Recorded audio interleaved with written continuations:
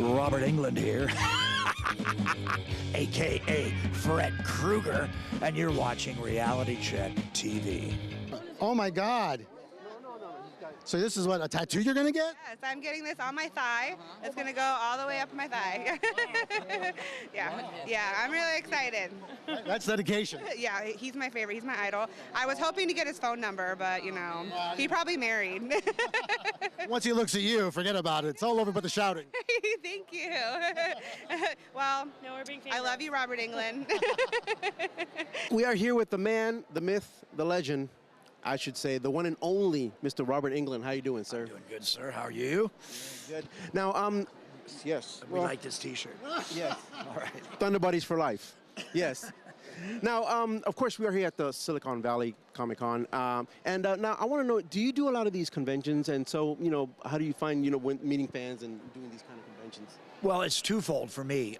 One is I always have something to promote. A movie, a new game. I've got the new game, Injustice 2. I throw down with the entire DC universe. I'm the Scarecrow, yeah. And I've got a couple of movies coming out, so it's always great for me, especially if I come in a day early or I run into somebody like you. It's an opportunity for me to promote my new movies or a guest star on television or a new game. But the other thing is, especially as I move West Coast or Europe, I love seeing the foreign memorabilia because it's stuff I've never seen before. So like, it's really a kick when somebody brings in like the Malaysian posters for one of my movies or the Japanese, because they use a whole different set of images. Sometimes more violent, sometimes a little sexier, sometimes scarier, less censorship. Or sometimes it's just fun to see your name written in Russian Cyrillic or in Cambodian. You know, it's just cool to see that kind of calligraphy of your name on a poster. Now, for those of you who may have been living under a rock, you know, this man is obviously famous for a lot of things, but mostly for a certain character that we all know and love, Mr. Freddy Krueger. Now, what I want to know is, one of the things I love about Freddy Krueger is the personality. You know, always popping these kind of jokes. He enjoys his work. Yes. Now, what I wanted to know is, how much of that was scripted and how much was that improv on your part, or did they give you any liberty with the character? Well, and there came a point when I had really good radar about the character because I'd played him so much. But 99 9/10 of all those lines are scripted. You know, first of all, we had the great Wes Craven, who was a sort of our Dr. Frankenstein and created it and knew what would work and what wouldn't. There are an occasional improv. Every once in a while, a line wouldn't fit right. It didn't sound like Freddy. It was either too smart or it wasn't coarse enough. And there was like one point, I think, where there's some girl was a wannabe actress, and she's in the sort of lounge at a mental health clinic watching television, and I took her, and I think the line was something like, "Well, Jennifer, now you're in the big time," and that just didn't sound like Freddy, and so that line became, "Welcome to prime time, bitch." But you know, that's one of the few that I really improvised. Yeah. What have been some of your experiences with some of the rabid fans? I mean, the loyal rabid fans. I mean, what have they shown you anything unusual that you might have been surprised of, or you know, anything? I'm sort of on my third generation of fans now, and there's fans that are nostalgic. There are fans that you know, look at me as a horror icon. There are fans that are just discovering it. 12-year-old boys, you know, hanging out with their divorced dad on a Sunday in the man cave, watching Freddy versus Jason on a 50-inch flat screen. But no, I've been seeing tattoos as far back as ’84 of Freddy. Yeah, so on my website there's a huge photo gallery of them. But no, yeah, and now there's the Freddy girls. You know, there's the Freddiettes. And they dress for Halloween. They wear the Freddy sweater like a mini skirt with a kind of décolletage slash in it and belted opera hose. Maybe they'll wear stilettos. Maybe they'll wear work boots. They wear the hat. Sometimes they have scratches on their face like they got too close to Freddy. Sometimes they put the burn makeup on half of the face or the whole face. They wear the claw.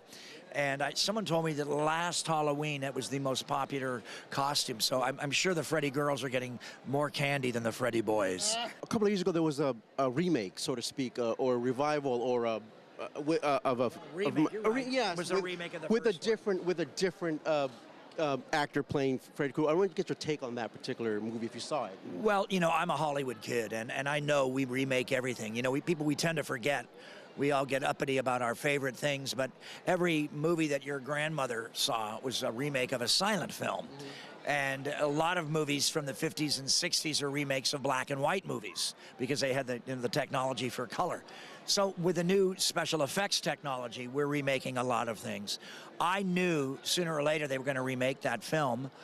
They had my blessing, obviously, and I think it's a great cast in many respects. I'm a big fan of Clancy Brown and Connie Britton from Nashville, and Kyle Gallner. I've worked with Kyle Gallner on Criminal Minds, and I did a movie with him. Wonderful young actor, Rooney Mara was up for an Oscar a couple of years ago. She's terrific young talent, but I think they did that a little too soon. We had just done a new box set of all the Freddy movies, and I think that we just had a new generation of fans. I think they just maybe let that horse out of the barn a little too soon. It makes more sense that it would be coming out around now, and the rumor I've been hearing lately is they may be approaching Kevin Bacon to sort of fill the shoes. And Kevin's in one of my favorite horror movies, Stir of Echoes. And he's a wonderful actor. And Kevin has a sense of humor that I think he might be able to exploit if he decided to do it. But yeah, you know, they want to reanimate and reboot the entire franchise. And yeah, I might be good for one more if I had to wear Spanx and took Viagra. You know, but I couldn't do 8 more, and there's 8 movies in the franchise, so they're going to have to get somebody new so that the fans can go along with a new actor. You mentioned this earlier, the battle that everybody was looking forward to, Freddy versus Jason. Talk about that particular movie and how, and your experience on it. Well, you know, the fans have been talking about that forever, and we kept hearing about it. And I think the reason it came out so well, we got this terrific director, Ronnie Yu. And Ronnie is China and also Australian influence.